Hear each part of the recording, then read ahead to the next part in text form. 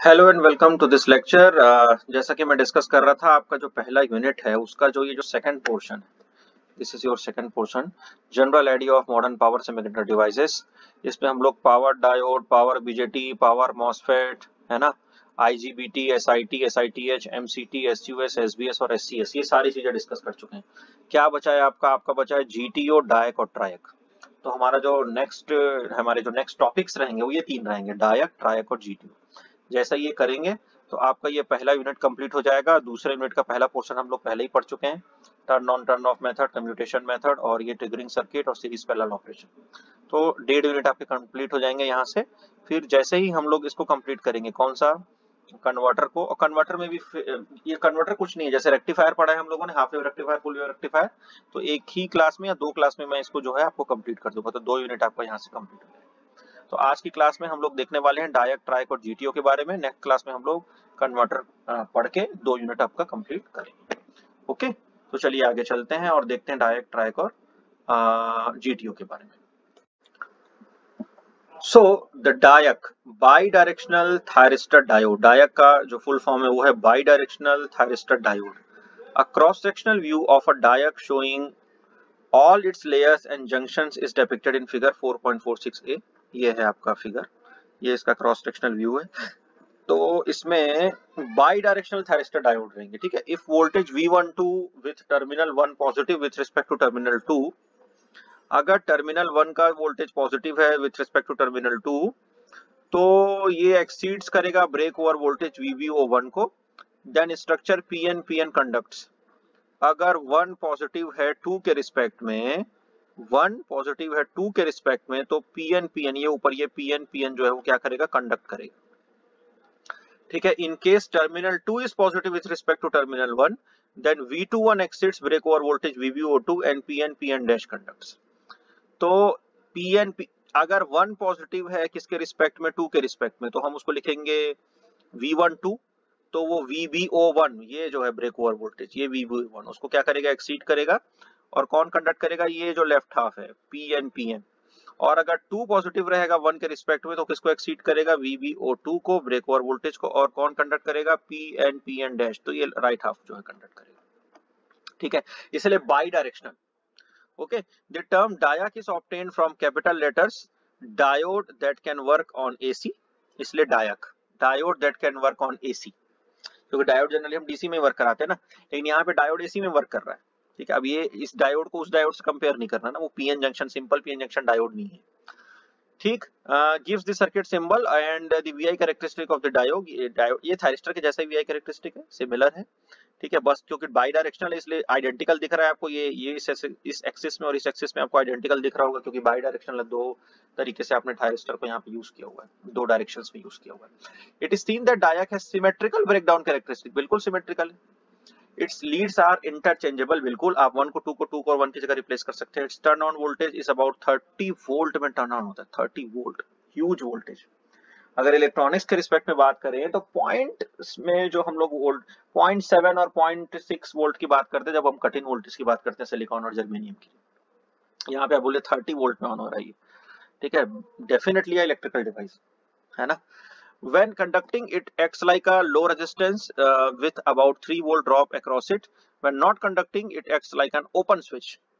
तो अगर आप लो रेजिस्टेंस मतलब हायर करंट, शॉर्ट सर्किट के जैसे, और अगर कंडक्ट नहीं करेगा तो ओपन सर्किट हो गया, मतलब हाईएस्ट इंपीडेंस हो गया वहां पे। So a DIAC is sometimes called a gateless TRIAC. Gate नहीं बनाया इसमें, इसलिए गेटलेस ट्रायक भी बोलते हैं उसको। अब हम ट्रायक पे आ जाते हैं। जैसे डायक पढ़ा वैसे क्या होता है, ट्रायक होता है। ट्रायक में क्या चेंज है, an SCR is a unidirectional device as it can conduct from anode to cathode only and not from cathode to anode। SCR का जो कंडक्शन होता है वो एनोड से कैथोड की तरफ होता है, कैथोड से एनोड की तरफ नहीं होता। मतलब आप हमेशा एनोड को पॉजिटिव रखोगे विथ रिस्पेक्ट टू कैथोड। अगर आपने कैथोड को with respect to anode positive रख दिया तो आपका थायरिस्टर वर्क नहीं करेगा, मतलब वो टर्न ऑफ कंडीशन में रहेगा। और ट्रायक can however conduct in both the direction, तो ये बाई डायरेक्शनल हो गया। ट्रायक क्या हो गया, बाई डायरेक्शनल। लेकिन आपका जो एससीआर है वो क्या होता है, यूनिडायरेक्शनल, क्योंकि एक ही डायरेक्शन में कंडक्ट करता है।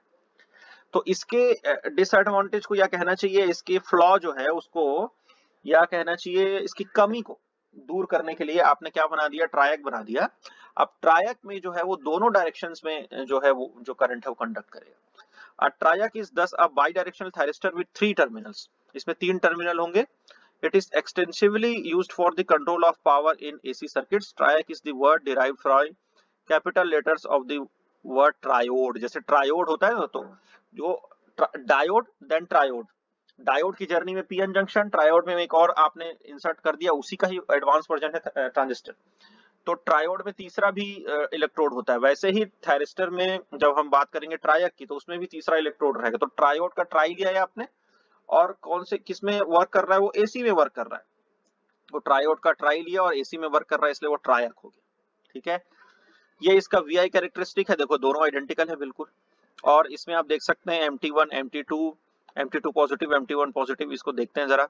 When in operation a triac is equivalent to 2 SCRs, अगर जब ऑपरेशन होता है ट्रायक का तो ये 2 SCR के जैसे काम करता है। ये पहला SCR का वीआई कैरेक्टरिस्टिक हो गया, दूसरा SCR का वीआई कैरेक्टरिस्टिक हो गया। ठीक है, और connected in anti parallel mode में कनेक्टेड होते हैं। ठीक, the circuit symbol and its characteristic are showed in figure 4.47 A and B। As the triac can conduct in both the directions, the terms anode and cathode are not applicable to the triac। क्योंकि ट्रायक जो है वो दोनों direction में काम करता है, इसलिए एनोड और कैथोड को आप नहीं बोल सकते कि ये एनोड है ये कैथोड है। ठीक है, तो आप एक टर्मिनल को MT1 बोल देते हैं मेन टर्मिनल 1, और दूसरे टर्मिनल को बोल देते हैं MT2 मेन टर्मिनल 2। क्यों ऐसा कर रहे हैं आप? क्योंकि जब आप एनोड को कैथोड के रिस्पेक्ट में पॉजिटिव कर देंगे तो वो SCR बन जाएगा, और कैथोड को एनोड के रिस्पेक्ट में करेंगे तो SCR तो काम ही नहीं करेगा। लेकिन ये दोनों डायरेक्शन में काम कर रहा है, इसलिए हमने एनोड कैथोड का कांसेप्ट ही हटा दिया। हमने बोल दिया कि एक मेन टर्मिनल 1 है, इसको बोल रहे हैं मेन टर्मिनल 1, और इसको बोल रहे हैं मेन टर्मिनल 2। तो ये दोनों जो टर्मिनल्स हैं उसके थ्रू आपका जो SCR का जो है कंस्ट्रक्शन हो रहा है। ठीक है, for understanding the operation of ट्रायक, it's cross sectional view showing all the layers and junction is केस्ड 4.48। ये है भाई 4.48 में क्रॉस सेक्शनल व्यू। ये MT1 है और ये MT2 है। बिल्कुल इंजीनियरिंग ग्राफिक्स में जैसे हम बनाते हैं ना, साइड व्यू टॉप व्यू, उस तरीके से इस फिगर को बनाया गया है।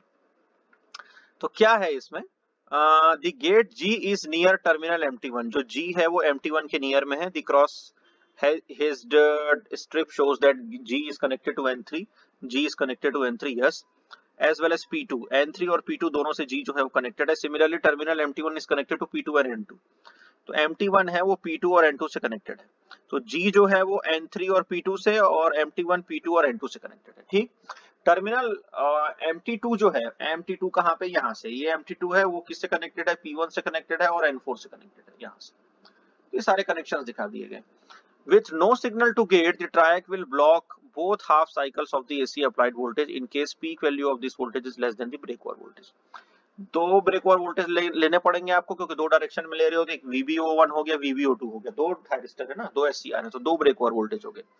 अगर आपने सिग्नल नहीं लगाया गेट में अप्लाई ही नहीं करोगे सिग्नल, तो अपने आप ही जो आपका पीक वैल्यू है वो इससे लेस होगा। किससे? ब्रेकओवर वोल्टेज से।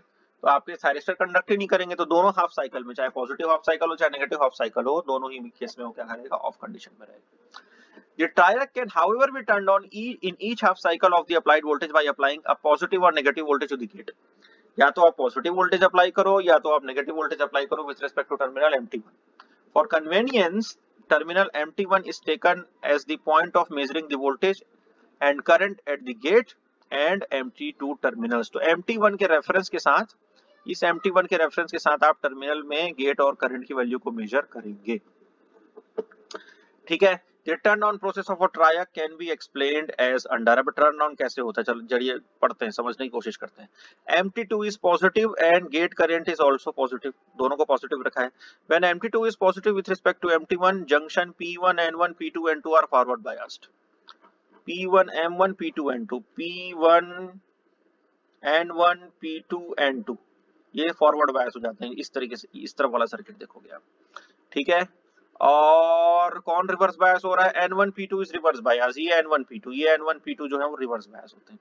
कब? जब MT2 पॉजिटिव है with respect to MT1। When gate terminal is positive with respect to MT1, gate current flows mainly through P2 N2 junctions like an ordinary SCR। जब आप गेट को positive कर दोगे with respect to MT1 के respect में gate positive हो जाएगा। Triode है ना, तो ये देखो एक इलेक्ट्रोड, दूसरा इलेक्ट्रोड, तीसरा इलेक्ट्रोड, तो दो इलेक्ट्रोड तो MT1 और MT2 है, और तीसरा क्या है? ये ट्रायोड के जैसा है ना इसका कंस्ट्रक्शन। तो गेट आपका तीसरा इलेक्ट्रोड है।